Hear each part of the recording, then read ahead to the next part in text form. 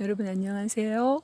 모든 날의 기적 14번째 시간. 오늘은 예고해 드린 대로 오프라 윈프리의 내가 확실히 아는 것들이라는 책을 여러분들과 함께 읽으려고 합니다. 오프라 윈프리를 모르시는 분들은 안 계실 거예요.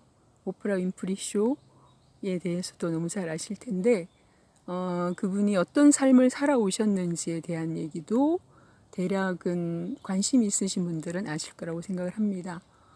9살 때 사촌 오빠로부터 성폭행을 당했고 14살 때는 미혼모가 되었고 2주 후에 자신의 아들이 죽는 고통을 겪었다고 합니다. 파란만장이라는 말로도 표현할 수가 없는 그런 시련과 고통의 시간들을 견뎌오면서 그녀가 그것들을 단지 시련과 고통으로 두지 않고 어떻게 살아냈는지를 아시는 분들은 아실 거라고 생각이 됩니다. 이 책 또한 그런 세월들을 견뎌온 그녀 안에 그 정신세계의 언어들이 기록된 그런 책이 아닐까라는 생각이 드는데요. 먼저 이 책에서 이 책이 어떻게 쓰여지게 됐는지에 대한 그 배경에 대한 얘기가 나와서 먼저 읽어드리도록 하겠습니다.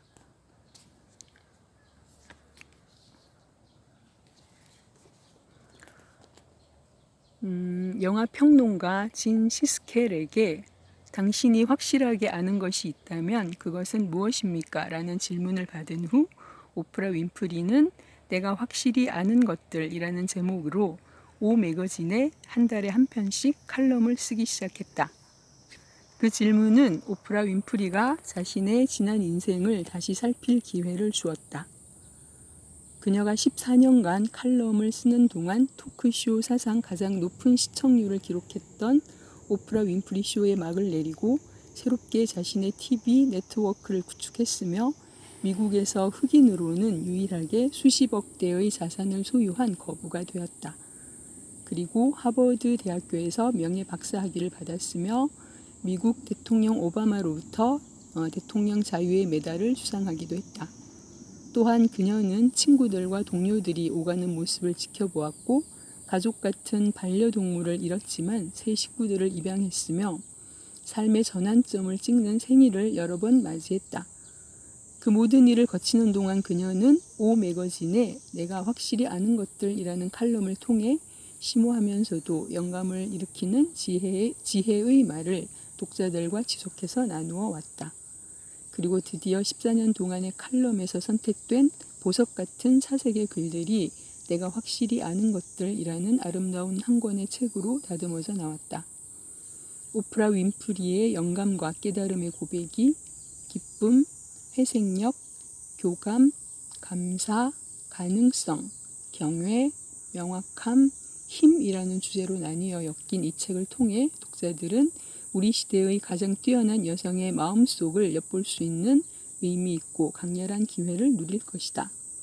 솔직하고 감동적이며 짜릿하고 의식을 고양하는 강력한 힘을 내뿜는 지혜와 진실의 이야기들이 담긴 내가 확실히 아는 것들은 한 번 읽고 그치는 것이 아니라 곁에 두고 몇 번이고 계속 펼치게 될 그런 책이 될 것이다.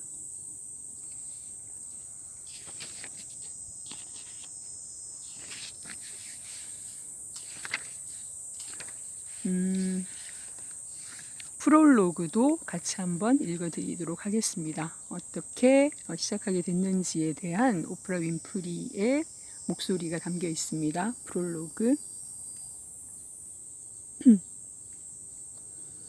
이미 알려진 내용이지만 이 책을 위해서라면 한 번은 더 되풀이할 가치가 있는 이야기를 하나 해보려고 한다.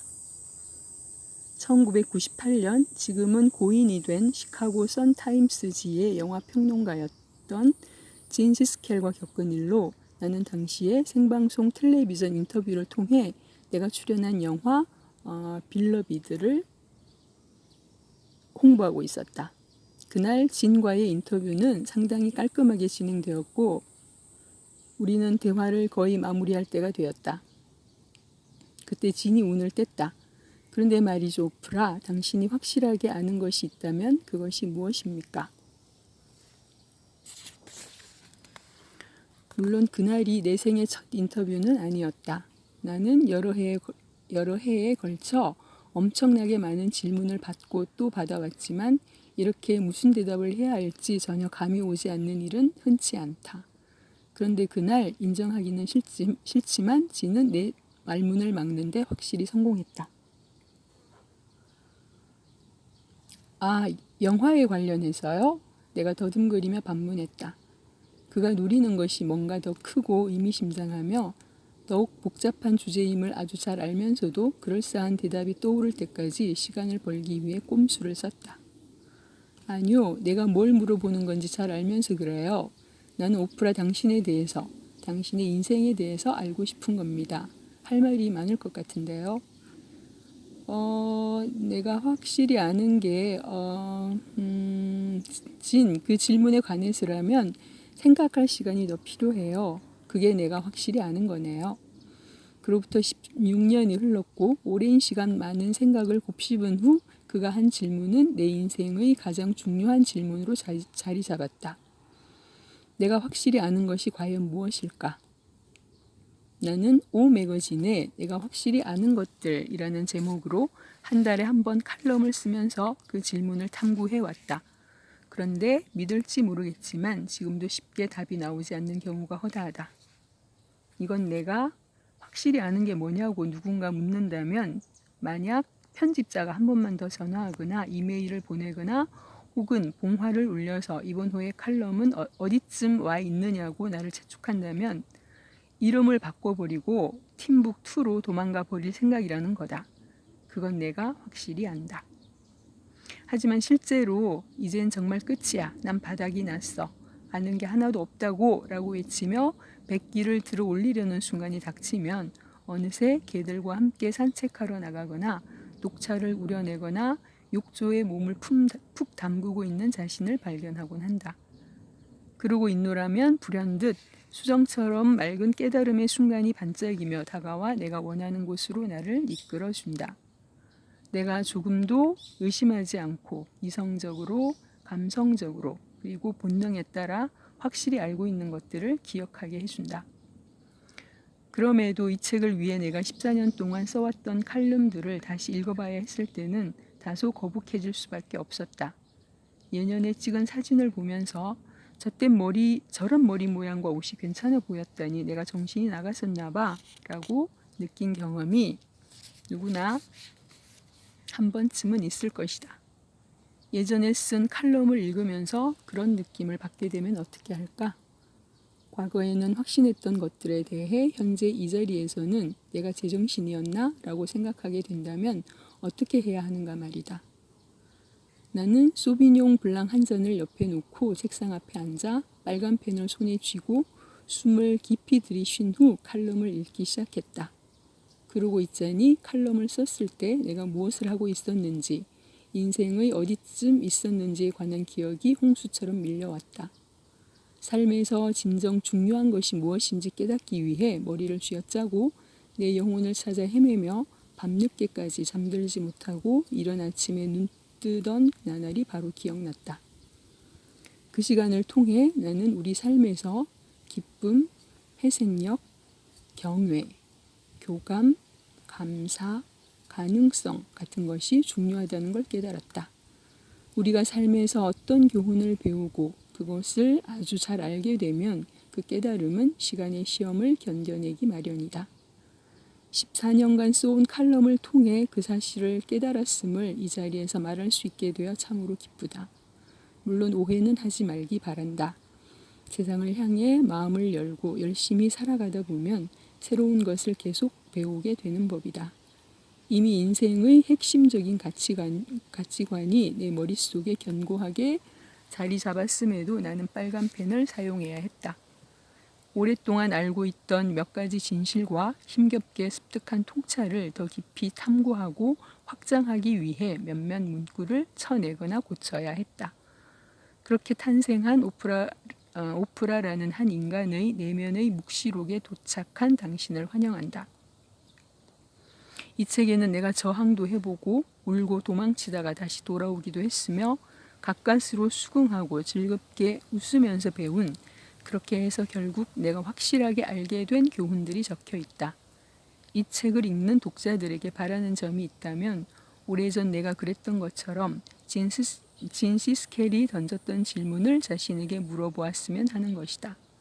장담하는데 그 과정에서 여러분은 정말 멋진 것을 발견할 것이다.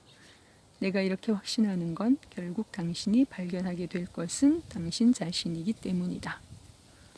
라고 프롤로그에서 적고 있습니다. 이 책은 금방 읽어드렸지만 8개의 챕터로 되어 있습니다. 기쁨, 회생력, 교감, 감사, 가능성, 경외, 명확함, 힘. 이 8개의 그 단어들만 봐도 어떤 에너지가 느껴지는데요. 각 챕터마다 여러 개의 이야기들이 소개되고 있는데 어느 이야기는 좀 짧기도 하고 길이들이 일정치 않은데요. 한 이야기가 끝나면 그 다음 이야기로 넘어갈 때 제가 다음이라는 표현으로 그것을 알려드리겠습니다. 1장 기쁨에 대해서는 이런 얘기를 했습니다. 자리에 앉아라. 삶이라는 만찬을 한껏 즐겨라. 멋진 말이라는 생각이 듭니다. 첫 번째 이야기를 읽어드릴게요. 티나 터너가 처음으로 내 토크쇼에 출연했을 때 나는 그녀를 따라 도망치고 싶었다. 백댄서가 되어 그녀의 콘서트에서 밤새 춤추고 싶었다. 황당한 소망이라고. 오프라 쇼가 티나의 투어를 따라 나선 어느 날 밤 LA에서 내가 꿈꾸었던 소망은 현실이 되었다. 노래 한 곡을 가지고 종일 연습한 후에야 나는 기회를 잡았다. 살면서 그렇게 무릎이 흐느적거리면서 떨리고 정신이 아찔할 정도로 흥분한 적이 있었을까? 사실 그렇게 심장이 떨린 것도 처음이었다. 무대 위에서 한판 거하게 노는 것이 어떤 느낌인지 5분 27초 동안 경험할 수 있었다. 그때만큼 내가 평상시에 편안한 상태에서 벗어나 비현실적인 상황에 부닥쳐 본 적이 없다. 머릿속으로 스텝을 밟고 리듬을 맞추려고 애쓰며 결정적인 흥분의 순간이 덮치기를 고대하던 내 모습이 지금도 기억난다. 그때 나는 나 자신을 지나치게 의식하고 있었다. 넌 괜찮아. 금방 끝날 거야. 그러다가 호련히 깨달았다. 긴장을 풀지 못하면 제대로 즐기지 못할 거라는 걸. 그래서 나는 고개를 뒤로 확 젖히고 스텝 돌고 찬다를 머릿속에서 떨쳐버리고 그냥 춤을 췄다. 자, 간다.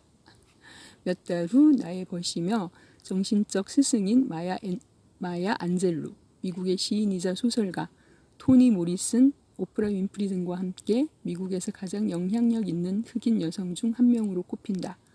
1970년 자전적 소설 세상에 갇힌 새가 왜 노래하는지 나는 아내를 발표해 세계적인 작가 반열에 올랐으며 2014년에 86세의 나이로 타계했다. 옮기니 마야 안젤루로부터 소포가 도착했다. 자기 딸들에게 주고 싶은 것이라며 선물로 보낸 것이다. 포장을 뜯고 꾸러미를 열자 리안 워맥이 부른 노래가 실린 CD 한 장이 나왔다. 지금도 나는 그 노래를 듣기만 하면 볼썽사나운 모습으로 엉엉 울곤 한다. 마야의 삶의 증언이나 다름없는 그 노래에는 다음과 같은 가사의 후렴구가 있다. 계속 자리에 앉아 있을 것이냐, 춤을 출 것이냐. 선택의 갈림길에 서면 나는 내가 춤을 추었으면 좋겠어. 나는 확실히 안다. 우리 모두에게는 숨을 들이마신 후 신발을 벗어던지고 무대로 걸어나와 춤출 기회가 매일 주어진다. 한 점 후회 없이 지칠 때까지 즐거움을 누리고 까르르 웃으며 기쁨으로 가득 찬 삶을 살 기회가 매일 온다. 그때 우리는 삶이라는 무대 위로 담대하게 춤추며 올라 직관에 따라 자신의 영혼이 살며시 이끄는 방향을 따르면 된다. 물론 벽 앞에 조용히 앉아 자기 의심과 두려움의 그늘에 머무를 수도 있겠다. 바로 지금이 선택해야 할 순간이다. 지금 이 순간만이 우리가 그 존재를 확신할 수 있는 유일한 순간이다.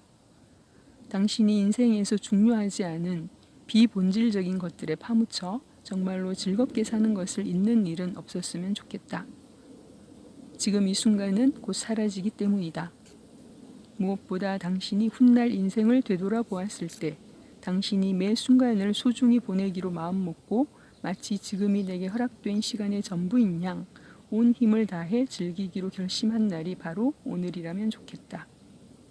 그대로 자리에 머물 것인가, 무대에 나와서 춤출 것인가의 갈림길에 섰을 때 당신이 춤을 춘다면 정말 좋겠다. 다음, 인생에 있어 즐거움을 누리는 것은 매우 중요하다. 나는 일도 열심히 하고 놀기도 열심히 한다. 인생에는 음과 양이 모두 있음을 믿기 때문이다. 나는 툭하면 행복을 느끼는 편인데 그건 아마도 내가 하는 일에 대단히 만족하기 때문인 것 같다. 물론 이 만족이라는 것에는 여러 급이 있다. 나는 이 순간을 살자는 내가 설파하는 말을 그대로 실천하고 싶어 하기 때문에 내가 얼마나 큰 즐거움을 누리고 있는지 항상 의식하려고 노력한다. 내 가장 가까운 친구인 게일 킹과 통화를 하다 보면 머리가 띵할 정도로 정신없이 웃는 적이 많다. 전화선을 통해 꽥꽥거리 소리를 지를 때도 종종 이런 생각이 스치곤 한다. 그토록 오랜 세월 동안 밤마다 통화할 수 있고 내게 진실을 말해주고 함께 깔깔거리며 웃을 수 있는 이런 사람이 옆에 있다는 것은 참으로 소중한 선물이로구나. 감히 점수를 매긴다면 나는 별점 5의 즐거움이라 하겠다. 자신이 별 4개나 5개를 줄 만한 즐거움을 누리고 있다는 것을 자각하거나 스스로 그런 순간을 만들어내다 보면 복이 저절로 따라오게 마련이다. 내게는 제정신으로 옷을 입고 잠에서 깬 후 침대에서 내려와 바닥에 발을 디디고 욕실로 가서 해야 할 것을 하는 것이 별 5개짜리 경험이다. 이 세상에는 건강하지 못해서 그렇게 하지 못하는 사람들이 많다고 한다. 완벽한 헤이즐넛 크리머가 올라간 진한 커피 한 잔은 별점 4개. 목줄을 채우지 않고 반려견들과 함께 숲속을 산책하는 것은 별점 5개. 우리 집 참나무 아래에 앉아 일요일판 신문을 읽는 것은 별점 4개. 퀸시 존스의 주방에서 노닥거리며 하염없이 수다를 떠는 것은 별점 5개의 즐거움이다. 그리고 누군가를 위해 선량한 일을 하는 것은 별점 5개를 훌쩍 뛰어넘는 경험이다. 선물을 받는 이가 그 선물에 깃든 정신을 이해한다는 걸 알게 되면 정말 즐겁지 않은가. 나는 매일 누군가를 위해 좋은 일을 하려고 노력한다. 개인적으로 아는 사람이라도 좋고 아니라도 상관없다. 내가 확실히 아는 것이 있다면 인생의 즐거움이란 내가 쓴 에너지만큼 그것을 돌려받는다는 것이다. 그리고 그 즐거움의 정도는 우리가 삶을 어떻게 바라보느냐에 따라 결정된다. 양쪽 눈 모두 2.0인 시력보다 중요한 것이 내면의 시력, 즉 삶을 통해 우리에게 가르침과 은혜를 속삭여주는 우리 자신의 달콤한 영혼이다. 그것이 바로 인생의 즐거움이다.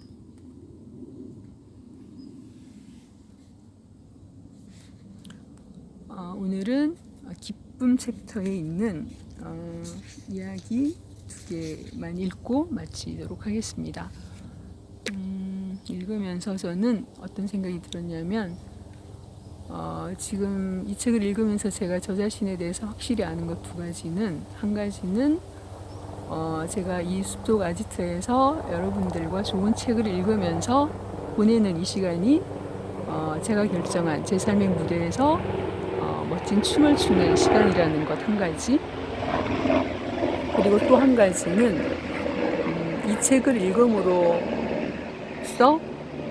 저 또한 제 인생을 지금까지 살아오면서 내가 내 인생에 대해서 알고 있는 것들이 도대체 몇 가지나 될까, 그것을 정말 알아보고 싶다는 생각이 들었다는 것, 그 2가지입니다. 비행기가 지나가서 엄청 시끄러웠습니다. 잘 들리셨나요? 여러분들께서도 오프라 윈프리가 전하는 내가 확실히 아는 것들이라는 테마의 이야기들을 들으시면서 나는 내 인생에서 어떤 것들을 확실하게 알고 있는지를 한 번쯤은 생각해 보시는 시간이 된다면 참 좋겠습니다. 남은 시간들도 각자의 자리에서 각자의 삶의 무대에서 즐겁게 춤을 즐기는 시간들을 만들어 가시면 좋겠습니다. 함께 해주셔서 감사합니다.